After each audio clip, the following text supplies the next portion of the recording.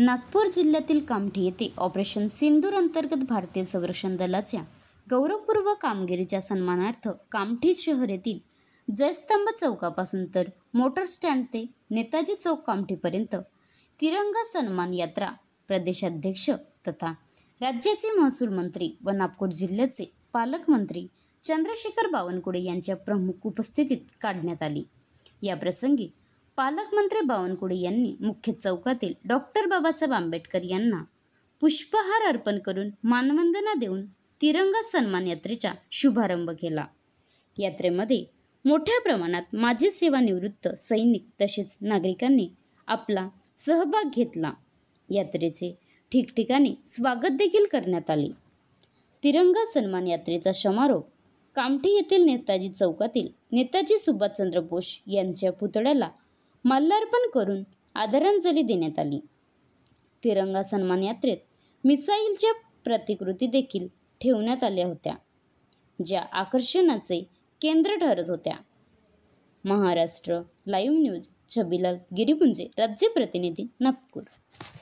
सर्व जिल्ह्यामध्ये तिरंगा यात्रेचं आयोजन भारतीय जनता पार्टी आणि खास करून समाजातील सर्व प्रतिष्ठित नागरिकांनी आणि भाजपाचे कार्यकर्ते यामध्ये सहभागी झाले आहेत। हा काही भारतीय जनता पार्टीचा कार्यक्रम नाही। हा भारतीय जनता पार्टीने या ठिकाणी काही प्रायोजित केला नाही, पण आम्ही आव्हान केलं जनतेला की या तिरंगा यात्रा रॅलीमध्ये आपण सर्वांनी सहभागी व्हावे। या ठिकाणी मोठ्या प्रमाणावर लोक सहभागी झाले आहेत। सर्व समाजाचे सर्व धर्माचे लोक या ठिकाणी तिरंगा रॅलीमध्ये आहे। महाराष्ट्रात 1000च्या वर तिरंगा रॅलीचं आयोजन झालं आहे आणि काल मुंबईमध्ये माननीय देवेंद्र फडणवीस यांनी तिरंगा रॅली केली, यात्रा केली। सोबतच सिंदूर यात्रा ही आमच्या महिला बहिणी या महाराष्ट्रात काढतात आहे, जेणेकरून आपल्या देशाच्या सैनिकांनी जे कर्तृत्व केलं, पाकिस्तानच्या घरात घुसून त्या देशामध्ये घुसून दहशतवादाचा खात्मा केला, आमच्या मोदी यांच्या नेतृत्वातल्या सरकारने दहशतवादाचा बिमोड करण्याकरता संपूर्ण जगाला भारत किती सक्षम आहे दाखवून दिलं। आणि काल तर अमेरिकेने आपल्या सर्व वृत्तपत्रामध्ये वाहिन्यामध्ये भारताने केलेलं कर्तृत्व कार्य हे त्यांच्या देशात त्यांनी मांडलं।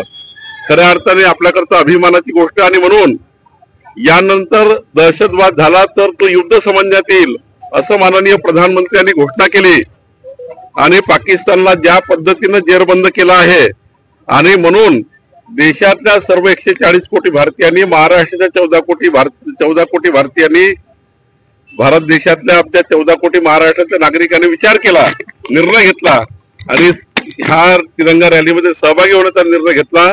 या रॅलीच्या माध्यमातून आमच्या देशाच्या सैनिकाला त्या ठिकाणी बळ देण्याकरता आमच्या सैनिकाच्या पाठीशी भारत देश उभा आहे आणि यानंतर या देशाशी कुणी बदमाशी करण्याचा प्रयत्न केला तर त्यांना आम्ही ठोकून काढू अशा ज्या सैनिकांनी आणि माननीय प्रधानमंत्री मोदी यांच्या नेतृत्वामध्ये जी भूमिका घेतली आहे, भारताचा नागरिक हा सैनिकाच्या पाठीशी आहे।